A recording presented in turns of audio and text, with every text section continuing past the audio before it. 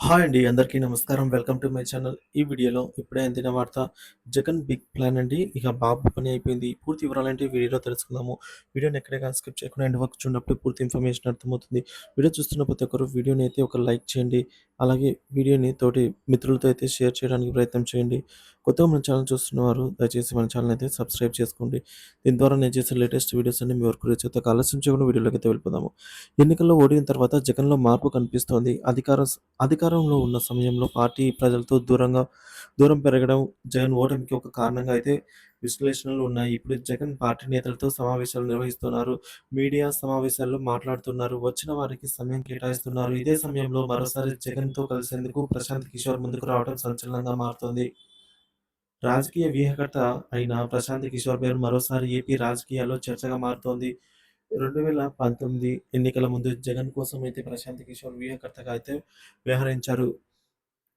ప్రచారంలో మార్పులు, హామీలు, ప్రజలతో మమేకం కావటంపై సూచనలు చేశారు. ఆ సమయంలో అభ్యర్థుల ఎంపికల్లోనూ కీలకంగా మారారు. 2019 ఎన్నికల్లో జగన్ 151 సీట్లతో అధికారంలోకి వచ్చారు. ఆ తర్వాత ప్రశాంత్ కిషోర్ ఇతర రాష్ట్రాల్లో ఎన్నికలు సొంత రాష్ట్రంలో సొంత పార్టీ ఏర్పాటుతో జగన్‌కు దూరమయ్యారు.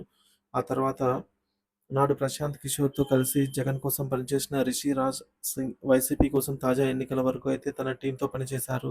2024 ఎన్నికల కోసం చాలా రోజులుగా ఒకప్పటి ప్రశాంత్ కిషోర్ సహచరుడైన రాబిన్ శర్మ షంతన్ టీడీపీకి పనిచేశారు.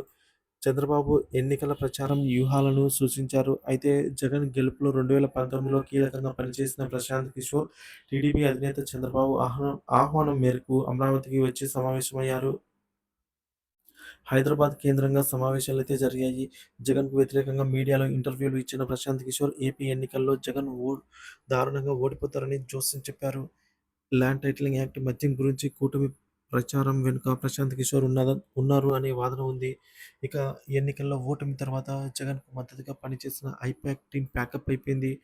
ఇప్పుడు జగన్ తాడేపల్లి కేంద్రంగా పార్టీ కార్యక్రమాలు లేదంటే బెంగుళూరులో సేద తీరుతున్నారు.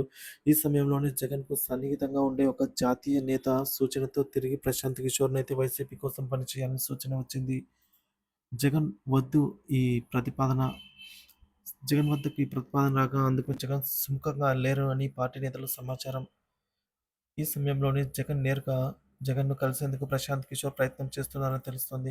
జగన్ తర్వాత కలుద్దామంటూ వాయిదా వేస్తున్నట్టు విశ్వసనీయ వర్గాల నుంచి అందిన సమాచారము. టీడీపీ కోసం వ్యూహకర్తల టీం పనిచేస్తూ ఉండగా, జగన్ కోసం మరోసారి నేరుగా పనిచేయకపోయినా ప్రశాంత్ కిషోర్ సూచనలు, సలహాలు ఇచ్చేందుకు సిద్ధమయ్యారని వైసీపీలో ప్రచారం జరుగుతోంది. దీనిపైన ప్రశాంత్ కిషోర్ స్పందన పైన ఇంకా స్పష్టత రావాల్సి ఉంది.